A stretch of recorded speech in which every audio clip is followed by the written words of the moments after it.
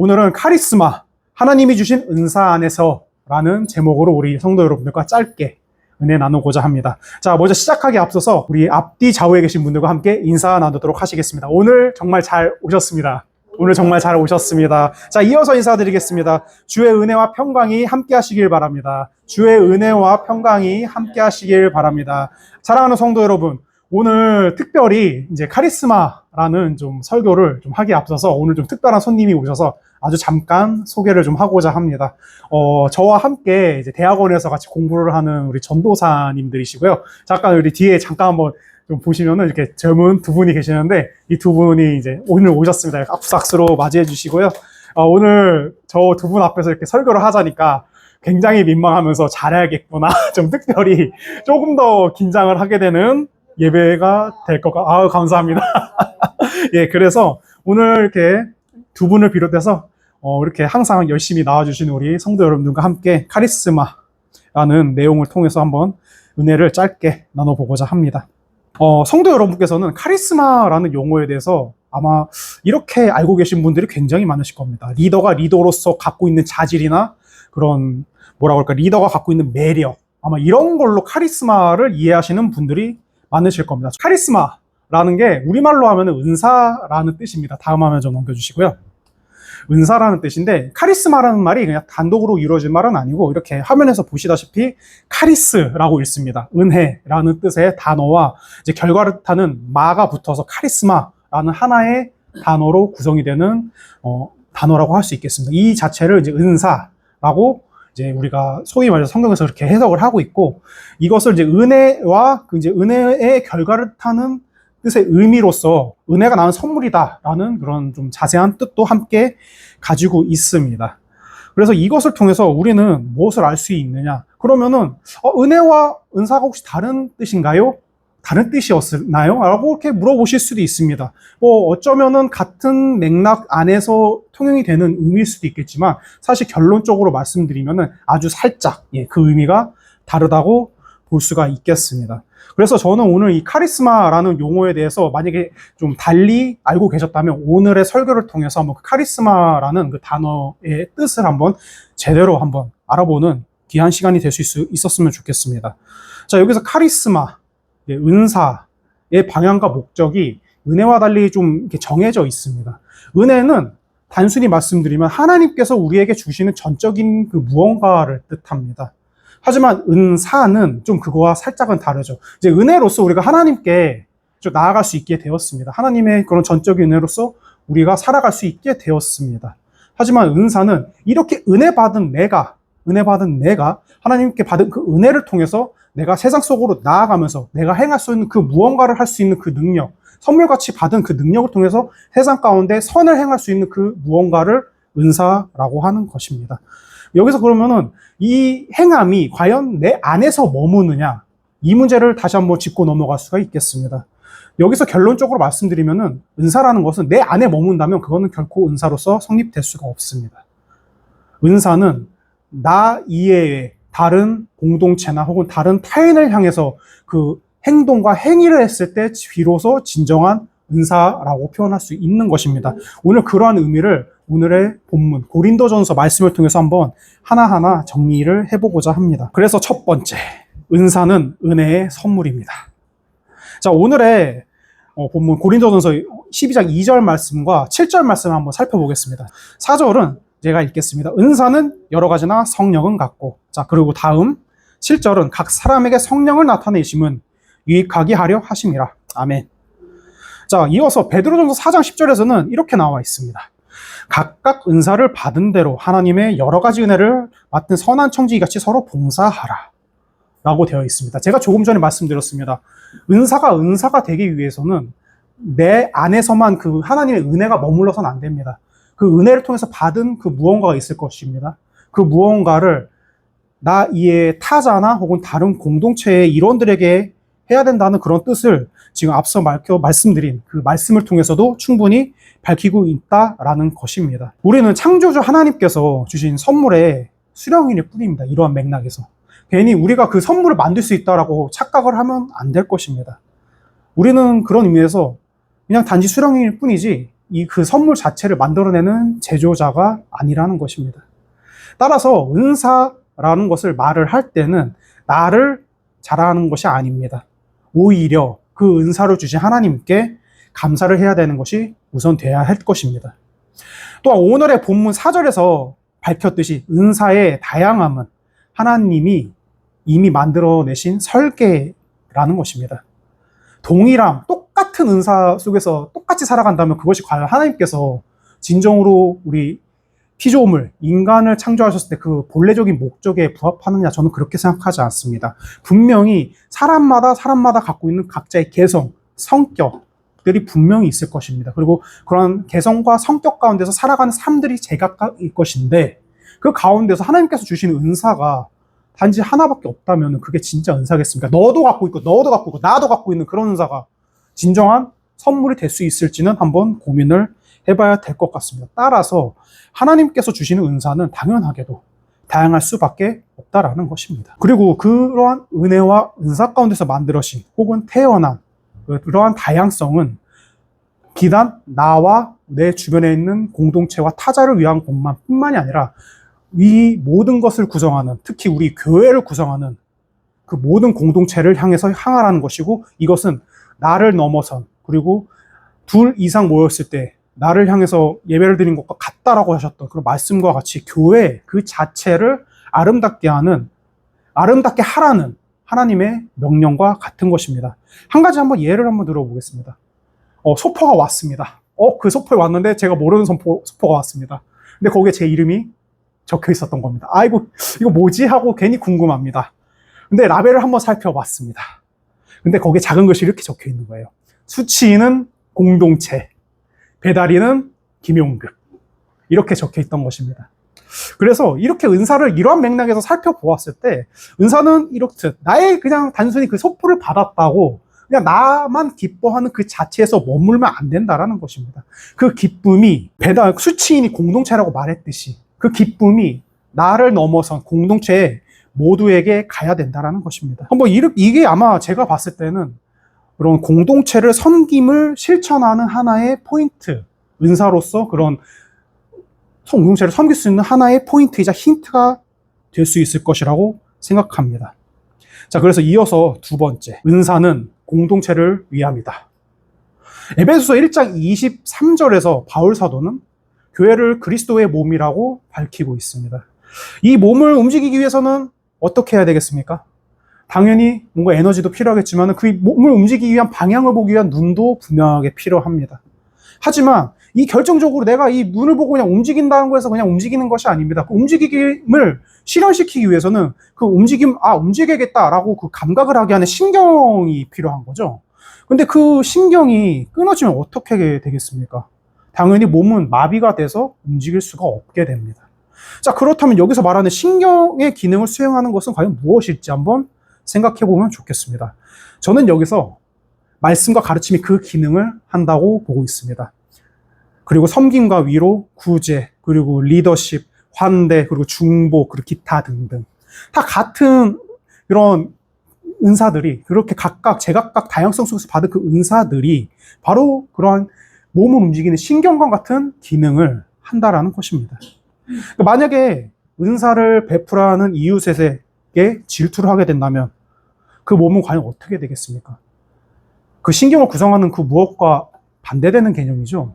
당연히 그 몸은 썩을 수밖에 없습니다. 그리고 그 사랑을 베풀어야 하는 이웃을 오히려 사랑하지 아니하고 괄시하고 차별하고 무시하고 멸시한다면 그것도 당연히 그 몸 자체가 썩어 들어가는 지름길이라고 할 수 있는 것입니다. 저는 이 부분에서 우리 성도 여러분들께 말씀드리고 싶습니다. 은사는 나를 넘어서 이웃을 향한 공동선을 추구할 수 있어야 할 것입니다. 그리고 이러한 공동선은 그리스도의 몸이 되는 교회를 바르게 세워가는 제1의 원동력이 될 수 있을 것입니다. 예, 그렇습니다. 하나님의 은혜, 그리고 그 은혜를 통해서 받게 된 은사를 통해서 오로지 하나님께 감사, 그리고 이웃을 향한 섬김, 그리고 협력, 그리고 도움, 그리고 공동선을 실천할 수 있게 된다면 그리스도 몸을 바로 세울 수 있다라는 라는 것입니다. 자, 우리가 한번 우리 뭐 예술의 전당이라든지 혹은 여기 주변에 아마 좀 그런 예술 공연들을 지켜볼 수 있는 아마 극장 같은 게 있으실 겁니다. 그곳에서 오케스트라 공연 같은 거 혹시 좀 보신 적이 있으신지 잘 모르겠습니다.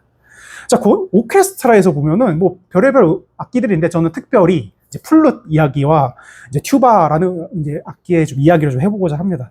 오케스트라에서 플룻이 막 부는 선율이 생각보다 굉장히 많이 눈에 띕니다. 그런데 이제 반면에 튜바라는 악기는 아무리 열심히 불어도요, 굉장히 낮게 들립니다.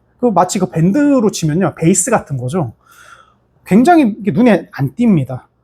근데 이게 오케스트라가 되었든 밴드의 베이스가 되었든지 간에 그 한 악기의 음이 무너지면은 전체 오케스트라가 무너지게 되어 있습니다. 교회도 그와 같다고 봅니다. 우리 성도 여러분들의 한음이라는 한음이 하나님이라는 위대한 교향곡을 떠받친다라고 보는 것입니다. 자, 이 부분에서 한번 생각해 보셨으면 좋겠습니다. 나의 은사가 누구의 유익을 세우는가? 만약 아직도 없다라고 생각을 하신다면 한 사람의 짐을 덜어주는 행동을 한번 실천하셨으면 좋겠습니다. 참 이게 생각보다 쉬운 것 같은데 어렵습니다. 좀 이게 도와준다라는 것도 그냥 도와주면 되겠지라고 하는데 내가 도와준 거 되게 괜히 싫어하면 어떡하지? 괜히 좀 부끄럽고 그런데 이런 생각을 가질 수도 있기 때문에 사실 이러한 것 자체를 실천하는 거 쉽지 않습니다. 저도 잘 알고 있습니다. 하지만 한번 실천해 보시기 바랍니다. 그리고 하나님의 사랑과 선을 통해서 한 사람의 영혼을 살 수 있는 그런 귀한 성도의 갈걸음을 그 행동을 통해서 실천하실 수 있기를 주의 이름으로 소원합니다. 자, 그리고 마지막 세 번째, 은사의 완성은 사랑을 통해서입니다. 자, 오늘의 본문이랑은 조금 이제 거리는 먼데 고린도전서 13장 1절로서부터 3절 말씀을 한번 같이 읽어보겠습니다. 자, 시작! 내가 사람의 방언과 천사의 말을 할지라도 사랑이 없으면 소리나는 구리와 울리는 꽹과리가 되고, 내가 예언하는 능력이 있어 모든 비밀과 모든 지식을 알고 또 산을 옮길 만한 모든 믿음이 있을지라도 사랑이 없으면 내가 아무것도 아니요 내가 내게 있는 모든 것으로 구제하고 또 내 몸을 불사르게 내줄지라도 사랑이 없으면 내게 아무 유익이 없느니라. 아멘. 한 번만 더 같이 한번 읽어보겠습니다. 사랑이 없으면 내게 아무 유익이 없느니라. 시작. 사랑이 없으면 내게 아무 유익이 없느니라. 아멘. 제가 지금까지 설교를 통해서 말씀드린 은사의 특징은 결코 나를 자랑하지 않는다라는 것입니다. 그러나 오늘의 말씀을 을쓴 배경이라고 할 수 있는 고린도 교회는 좀 그렇지 못했었던 것 같습니다. 바울 사도가 고린도전서에서 앞서 읽은 말씀을 편지의 내용으로 언급하는 이유가 분명히 있었겠죠.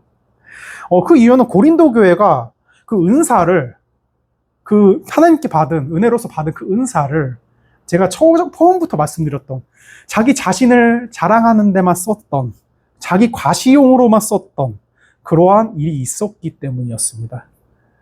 그리고 그것을 하나님의 사랑을 대신하는 그런 용도로 썼다라는 것입니다.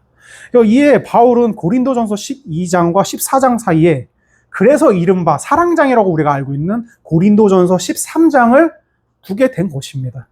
은사의 길이 나에서만 머무는 게 나를 향한 사랑이 아니라 정말 공동체와 타자를 향한 그 사랑, 그 사랑이라는 더 큰 길 안에서만 바르게 흐른다고 고린도전서 13장을 통해서 강조함으로써 고린도 교회가 저지를 수밖에 없었던 과오를 지적하고 바른 길로 가길 권면하고 있다는 것입니다.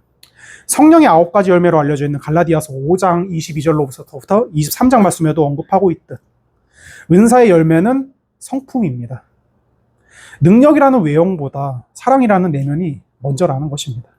자, 이 말씀 한번 같이 읽어볼 텐데요. 다음 화면 띄워주시면 고맙겠습니다. 갈라디아서 5장 22절로서부터 23절 말씀입니다. 아주 잘 아시는 말씀일 것 같은데 그래도 한 번만 같이 한번 읽어보겠습니다. 시작! 오직 성령의 열매는 사랑과 희락과 화평과 오래 참음과 자비와 양성과 충성과 온유와 절제니 이 같은 것을 금지할 법이 없느니라. 아멘. 자, 이렇듯 은사는 참된 내면을 통해서 바라는 그런 성품이 나에게 있을 때 가장 빛난다라는 것입니다. 그렇다면 그것은 어떤 것으로 과연 알 수 있을까요? 그것은 바로 내가 갖고 있는 은사를 통해서 사람을 살리는 사랑의 표지가 되었을 때일 것입니다. 자, 큰 공연장이 있습니다. 정말 그 화려한 조명이 나를 감싼다는 유행가가 있었습니다. 깡이라는. 자, 그런 조명이 나를 감싸고 있었습니다. 그러나 갑자기 급박한 일이 생겼습니다. 불이 난 것 같습니다. 그럴 때 그러한 화려한 조명이 소용이 있겠습니까? 불이 났는데? 전혀 그렇지 않습니다. 오히려 그 조명은 우리를 혼란스럽게 하고 갈 길을 못 잡게 합니다. 오히려. 하지만 그 가운데서 유일하게 빛나는 조명이 하나 있습니다. 바로 이제 비상구 조명이죠. 제가 예전에 그 전기 공사 노가다를 한번 뛴 적이 있어요. 거기서 그 비상구 조명은 항상 켜게 전기를 설정해 놓습니다. 그만큼 무슨 일이 있어도 절대 꺼지지 않게끔 나를 혹은 다른 사람들을 정말 안전한 출구로 인도해 주는 그런 역할을 하는 전등이라는 것입니다. 비상구 표지는 분명히 평소에는 우리가 잘 신경이 안 쓰는 그러한 조명입니다. 하지만 공연을 할 때 쓰는 그런 화려한 조명과 달리 가장 필요로 하는 순간에 가장 밝게 빛납니다. 그리고 그 장소에서 나오는 사람을 살립니다. 여러분의 은사에서도 이러한 순기능이 주 안에서 발현될 수 있기를 소원합니다.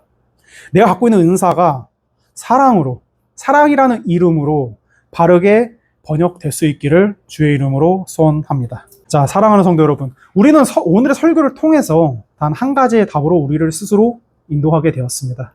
그것은 바로 우리가 은혜가 우리를 구원하고 그 은혜는 은사로 다시 태어나고 그리고 그 은사는 마지막으로 이웃을 살리는 사랑으로 이어진다라는 것이었습니다. 오늘 우리는 비교와 과시의 그런 길이 아니라 공동의 유익과 사랑의 더 큰 길을 택하라는 주의 말씀을 오늘의 본문을 통하여 듣게 되었습니다. 그래서 오늘 결론은 굉장히 간단하지만 어쩌면 어려울 수도 있고 혹은 분명할 수도 있겠습니다. 그렇습니다. 아까 제가 처음에 제 사진을 좀 보여드렸는데 사실 좀 그런 것 같습니다. 그러한 카리스마, 은사로서 가기 위해서는 사실 그 전에 선행돼야 되는 것들이 좀 몇 가지 있습니다. 제가 저의 설교를 수요 예배에서 열심히 들으셨으면 제가 그동안 이제 어떠한 제목으로 설교를 했는지 아마 아실 겁니다. 이러한 뉘앙스로 제가 설교를 했던 게 처음에 했던 것이 예수님의 내려놓으심, 케노시스 제가 했었고 또 이제 흔적, 우리 이제 주께서 정말 복음을 전하라고 했을 때 그 복음을 전함으로 인해서 남겨졌었던 수없이 육체의 상처, 마음의 상처, 상황의 상처, 그것을 통해서 남겨졌던 흔적, 스티그마를 했었습니다. 그리고 지난주 금요 설교 때는 제가 권능, 약함 속에서 드러날 수 있는 권능, 디나미스에 대해서 설명을 드렸습니다. 사실 제가 이 설교를 하기에 앞서서 그 세 가지의 내용으로 우리 성도 여러분들과 짧게 은혜를 나누는 이유는 하나님의 은사, 카리스마라고 말해지는 하나님의 은사는 그냥 어느 날 갑자기 뚝 떨어지는 것이 아니기 때문입니다. 앞서 말씀드렸던 그러한 절차, 하나님께서 스스로 그런 신으로서의 권능, 능력,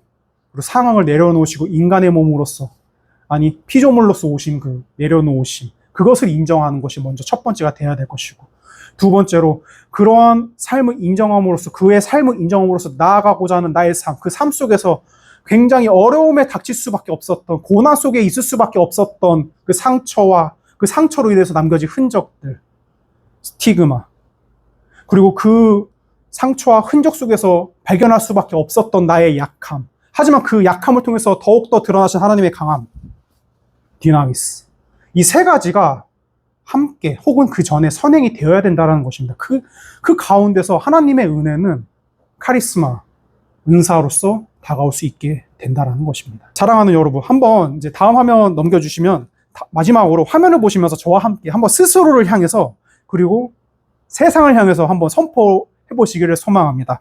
인도자는 저고 성도들은 여러분께서 읽어주시면 되겠습니다. 그럼 먼저 제가 읽도록 하겠습니다.